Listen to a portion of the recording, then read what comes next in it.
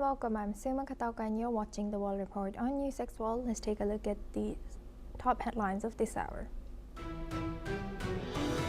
Ukrainian President Volodymyr Zelensky says he hopes US-brokered talks in Geneva next week are substantive, but adds Ukraine is too often asked to make concessions. He accuses Moscow of delaying progress by changing its lead negotiator as US, Russian, and Ukrainian delegations prepare to meet in Switzerland. The U.S. Justice Department sends lawmakers a legally required letter outlining redactions in files linked to convicted sex offender Jeffrey Epstein. The letter lists high-profile names referenced in the records without detailing the context, including individuals who may have had no direct contact with Epstein or Ghislaine Maxwell. Britain and European allies say Russian opposition leader Alexei Navalny is killed with a poison linked to dart frog toxin. 2 years after his death in a Siberian prison, UK Foreign Secretary Yvette Cooper says only the Russian government has the means and motive, while Moscow dismisses the claim as an information campaign. Danish Prime Minister Mette Frederiksen says she believes President Donald Trump still wants to own Greenland despite recently toning down his threats. Speaking in Munich, she stresses Greenland is not for sale as security tensions between Copenhagen and Washington continue. Iranian opposition figure Reza Pahlavi says U.S. military intervention could save lives and urges President Donald Trump not to spend too long negotiating a nuclear deal with Tehran. The exiled son of Iran's former Shah tells Reuters he believes the clerical government is nearing collapse and says an attack could accelerate its fall. A media review finds judges have ruled more than 4,400 times since October that the Trump administration is unlawfully detaining immigrants despite the sweeping legal rebuke. The government continues to hold some detainees even after courts declared the policy illegal. NATO Secretary General Mark Rutte says Russia has suffered around 65,000 troop losses in the past 2 months of fighting in Ukraine. Speaking in Munich, he adds the alliance is strong enough that Moscow would not currently dare to attack NATO.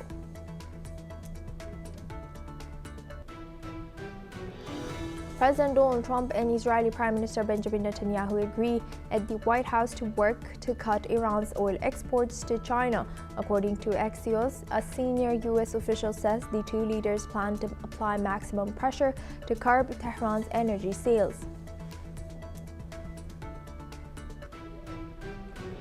Now we start this hour with U.S. in a tragic development. 22-year-old Sakit Srinivasaiah, an Indian student at the University of California, Berkeley, has been found dead 6 days after he went missing. The student, originally from Karnataka, was last seen near the campus on February 9th.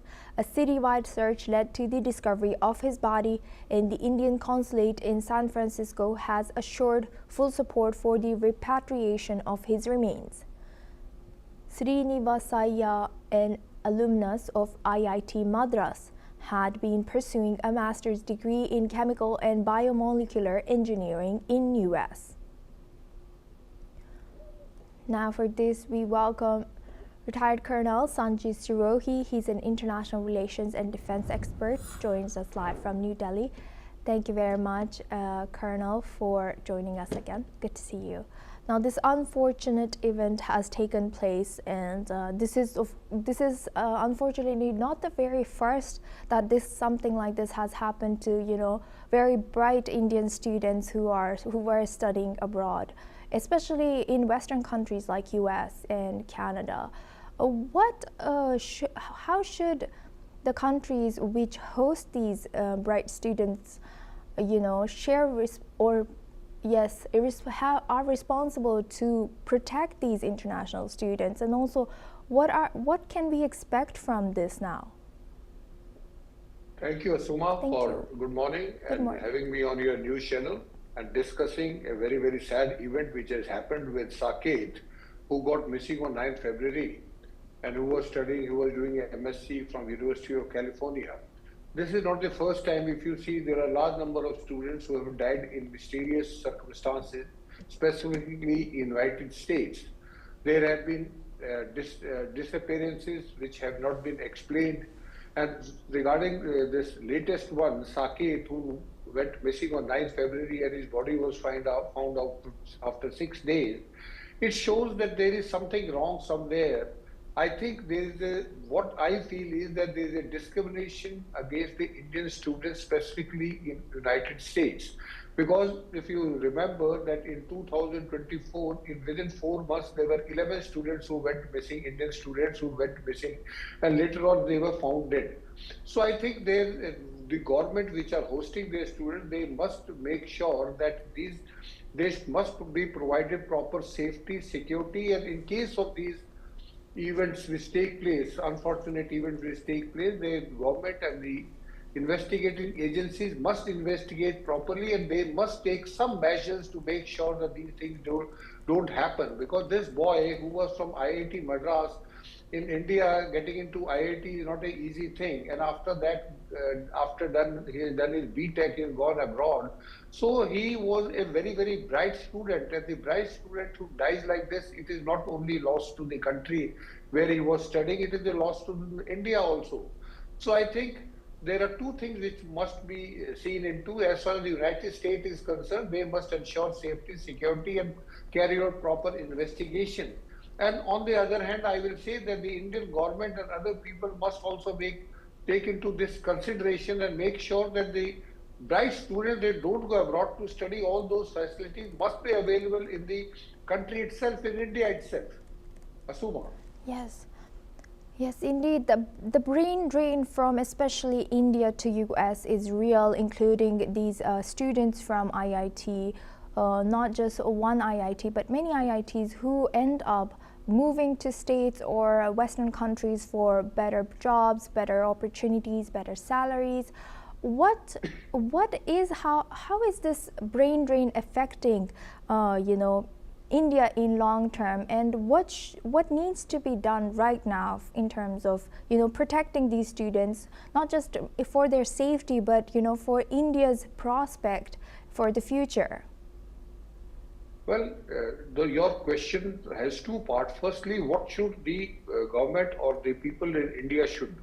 Why should people, after doing their BTech from IITs, because the IITs are producing the best engineers, graduates, and technical people, and the government is spending a lot of money in building up all these institutions. And after they have done their BTech, after that, when they go to United States or any other country, I think it is a great loss to the country itself.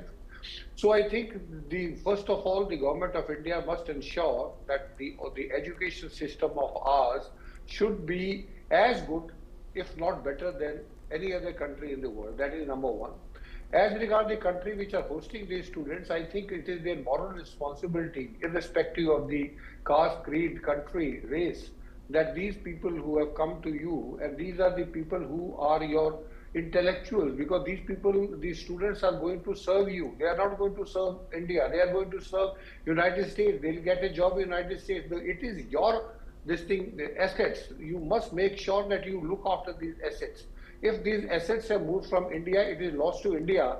But if they come to your country and they disappear and later on they are found dead, then I think it is lost to both the country, India, as well as the host country. Asuma.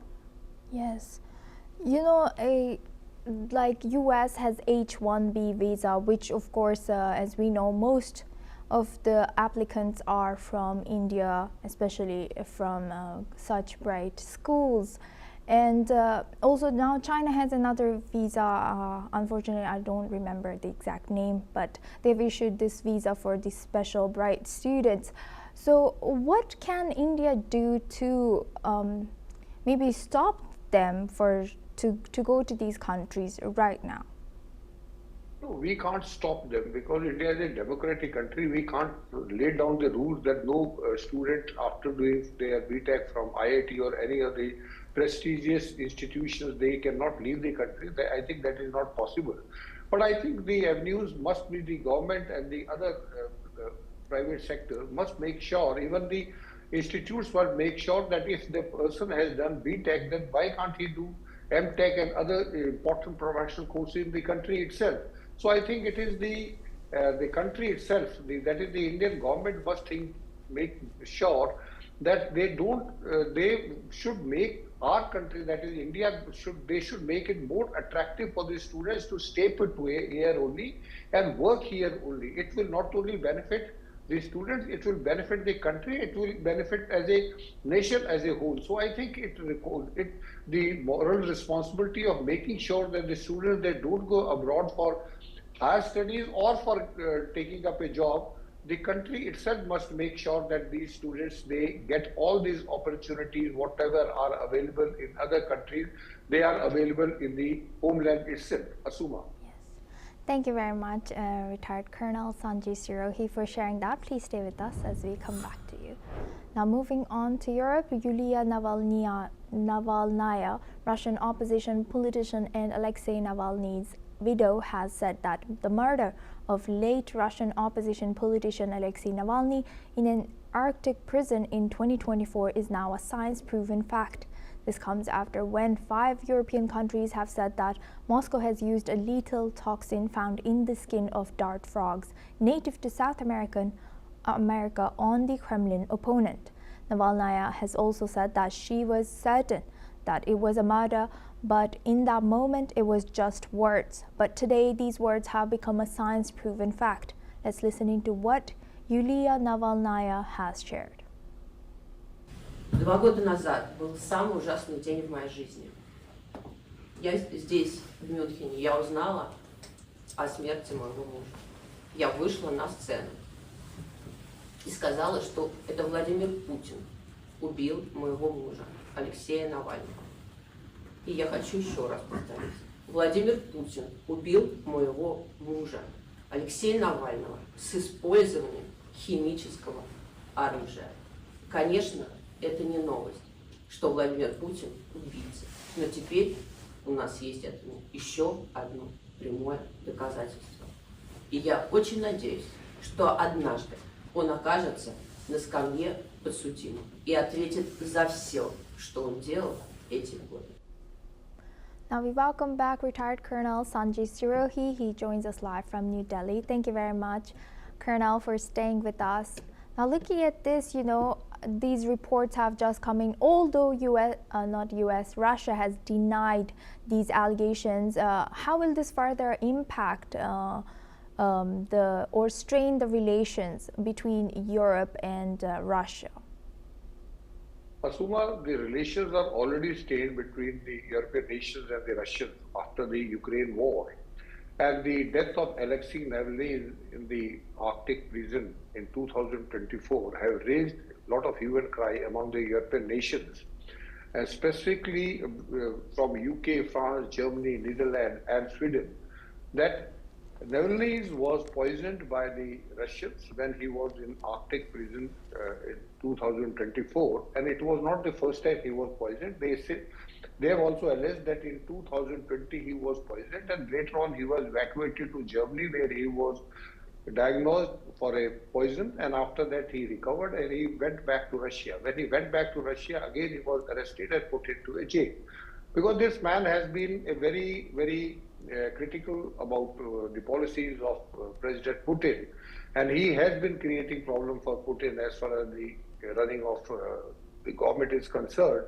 So they put him in a jail, and whatever now they are saying, that even the European nations are saying that it is a science-proven fact that he was poisoned by dart frog toxin, that is the epibeta-D, which is found in the frogs of South America, and this poison is not found in Russia. And they are also saying that Russia has got the motive, they have got the means, and they have got opportunity to poison him. But the doubt which arises is that how come UK have got the samples of Navalny's after the post-mortem? How did they get the sample? And secondly, where the tests were carried out? So it is still questionable, with the Russians have been denying from day one. So it is not very clear, and the question which arises is that how the samples came to this thing Europe, and where were they, the sample testing was done. So I don't know how far this is true, but yes, what these 5 European nations are saying, that this gentleman was poisoned by and the instructions of Mr. Putin because he was a threat to Mr. Putin. Asuma. Yes, and also, what are we to make sense of, the reports that had come in that this poison from a frog was used to unalive this gentleman? Look, Asuma, these are the allegations which has been made by the European countries, which the Russians have denied. Now, from where did they? Now, getting a poison is not a big deal. Anybody, any country can get it. This thing poison from South America, so it is not very, very difficult for Russians to get this poison. But why did they use this poison only? They could have used some other poison also. So that is very doubtful. And what the Europeans are talking, and Navalny's widow, Yulia, is also talking about the size-proven fact. So it is difficult to find out that, like I am saying, that how did they get sample of Navalny's this thing poison from Russia? It is very difficult to get out anything from Russia. And if they have got these samples, where did they carry out the test? Who carried out the test? So these questions have not been answered by the United Kingdom, this thing. So let us see what comes out later on. Yes, we will be eyeing that. Thank you very much. With that, I'd like to thank Mr. Colonel Sanjay Sirohi for joining us and sharing that insight with us. Thank you. Now we have a breaking news coming in from Israel and Gaza. An overnight Israeli airstrikes have killed at least 8 people in the Gaza Strip. According to reports, the first strike in the Khan Yunis area in southern Gaza has killed 4 people, and the 4 more were killed in the second strike near Jabalia in northern Gaza area. The strikes come after 5 gunmen approached troops on the Israeli side of the Yellow Line last night, and the IDF said that it was a blatant violation of the ceasefire. Now we welcome back retired Major General A.K. Sivaji. He's a geostrategic expert, joins us live from New Delhi. Thank you very much, Major General Sivaji, for joining us again. Now, Major General, both sides have blamed each other. As for now, although Gaza hasn't issued any statement, Israel has said that the people, 5 gunmen approached troops in the Israeli side of the Yellow Line. Can you tell us a little bit more about how effective, or is this Yellow Line very clear for both sides to ensure that something like this doesn't happen? And how does this, ongoing but this the ceasefire in effect is affecting the legitimacy of this ceasefire? Yeah, Suma, 3-4 points. First of all, not denying the fact that the peace talk took place and then peace agreement was signed. It had basically in 3 phases. The phase 1 was basically the ceasefire and also return of the hostages, and Israel falling back on a yellow line. And the second phase will be basically demilitarization as well as disarming Hamas. And third will be reconstruction activity in Gaza. Now, as far as the first phase is concerned, that's the one which we are talking about, where the hostages by and large have been returned, or their dead bodies have been sent back to Israel. Now, Israel is on the yellow line, but there are reports which are coming that at time the yellow line is crossed by the Hamas again, and that is where the firing takes place. Whereas the Gaza has been always accusing Israel is using force, and they are crossing over from yellow line and hitting the civilians. The mainly death are of the either the civilians which are there or the people who are from the press. So these are the conflicting information which we're getting. But the main point is, what is the roadmap now? Now the point is that after the phase 1 by and large is over, the phase 2 is to start. The board of peace has been already started by Donald Trump, that has about 18 countries, that will be given a task of disarming and demilitarization of Gaza. And that is a very tricky issue because most of these countries which have been part of Board of Peace, wherein the apex body is controlled by Donald Trump, and it has got executive member like Marco Rubio and Jared Kushner, as well as the ex-Prime Minister of UK, Tony Blair. The issue comes is how you will able to now demilitarize and disarm Hamas, because majority of these countries which are going to send the forces, basically international stabilizing force, will have a Muslim country. Will they take action in disarming? Because Hamas is not ready to disarm. That is a very, very important point. So as on today, we should focus on as to how things will unfold hereafter, because after phase one, the phase two is very critical. Yes, we will be eyeing that. Thank you very much, Major General, for staying with us. Please stay with us as we come back to you. Now we stay on this area. Protesters in Israel are calling for an independent state inquiry into the events of October 7, 2023. Demonstrators recently gathered in Tel Aviv, city of Israel, chanting slogans and playing drums to demand accountability. Some protesters carried images of victims from the attacks, while others wore masks of prominent global leaders. Protesters expressed their disappointment with the government as they failed to establish a national inquiry and eliminating transparency in the aftermath of the deadly events. I'm here tonight to protest because I want to make sure that our government actually cares about the people, that they stand up to the law, and that they make sure that the democracy stays a democracy, that they are not above the law, that when somebody wants to criticize why people died in a war, that somebody actually checks and makes sure the facts and makes sure it doesn't happen again. I want a Jewish state for my children to be able to live in, not a place where it's run by religion. I went out of the streets to protest against the government that decided not to establish a national committee of inquiry to investigate the events of October 7th and the decade that led to October 7th. The government has disappointed us. They have not done what we expected them to do as a leadership. The feeling that I'm feeling specifically is that they abandoned us. They don't care about the people of Israel. They don't care about the interest of the people of Israel.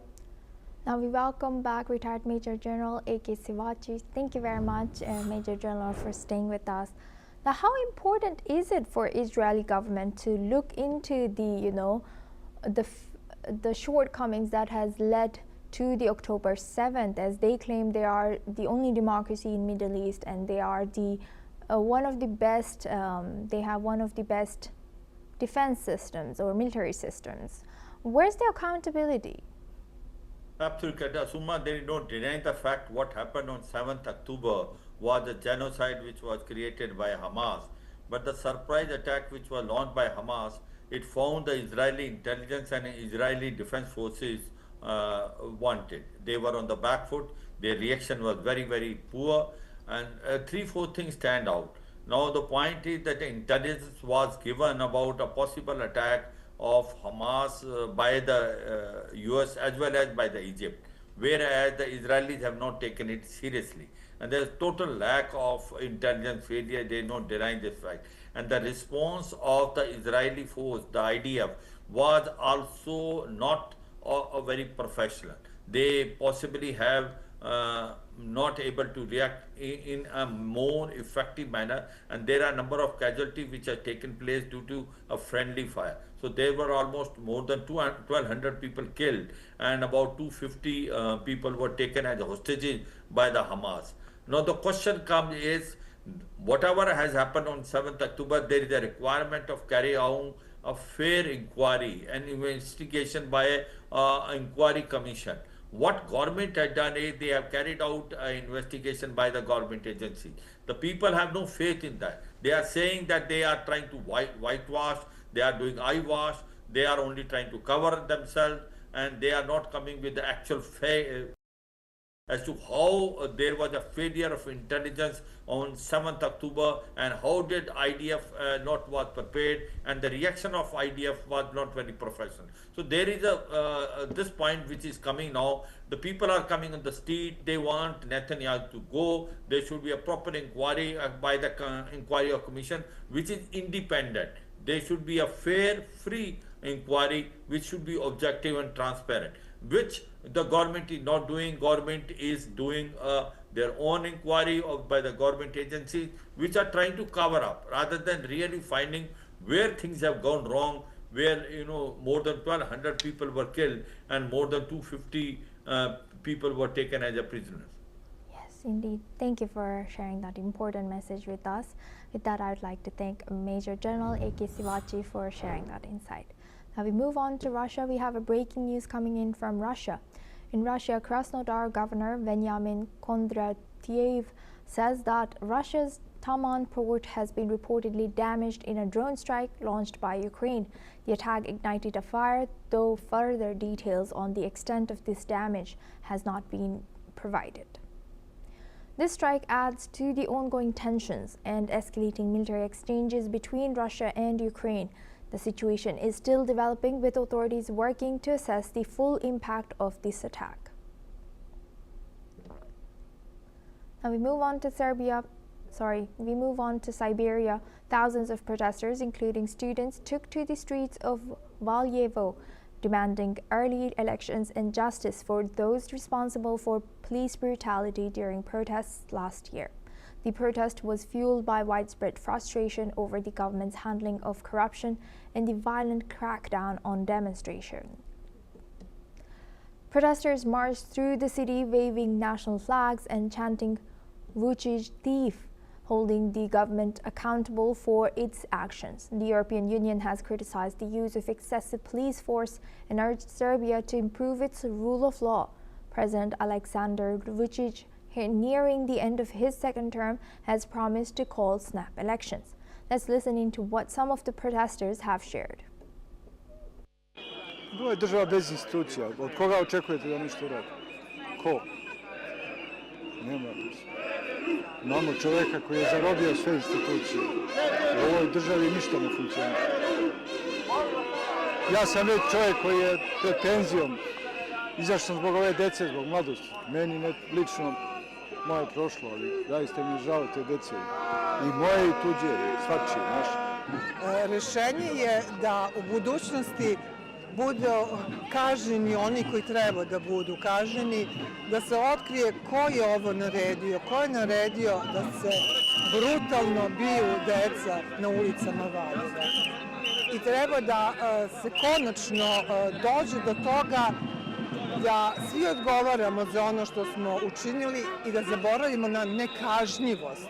Ali nema odustajanja, ne smemo da odustanemo jer odustajanje bi značilo da pristajemo na takvo ponašanje, a takvo ponašanje državnih institucija ili odsustvo ikakve reakcije institucija je nedopustivo. Now we move on to space news. SpaceX successfully launched a new batch of 24 Starlink satellites into orbit using a two-stage Falcon 9 rocket. The rocket lifted off from the Vandenberg Space Force Base in California, and after stage separation, the first stage landed safely on the "Of Course I Still Love You" drone ship in the Pacific Ocean. This success followed another SpaceX launch just the day before. On February 13, a rocket from Cape Canaveral sent a crew set of 4 astronauts to the International Space Station for an 8-month science mission in microgravity, including 2 U.S. NASA astronauts, a French astronaut and a Russian cosmonaut. That's all we have time for. Keep watching News X World for more news updates from around the world.